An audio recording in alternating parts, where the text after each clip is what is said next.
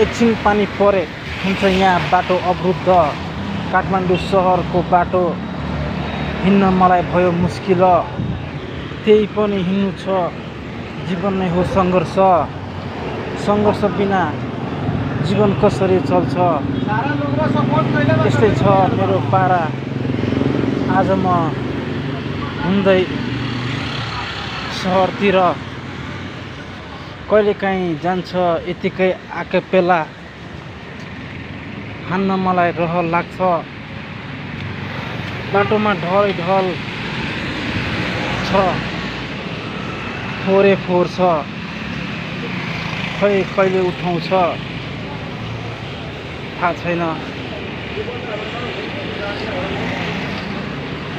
जे होस् समयमा उठाउँदा अलि राम्रो हुन्छ कि भन्ने मलाई लाग्छ।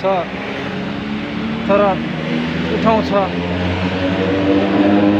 यही मेरो कामना छ। यस्तै सोचले म अघि बढिरहेको छु। आकाशमा बादल लागिरहेछ, म भने यता हिँडिरहेको छु। बाटो धेरै सफा छ भन्नाले गाडी साडी कमै छ। यस्तै छ, के गर्नु जिन्दगी है। बाँच्नलाई गाह्रो छ।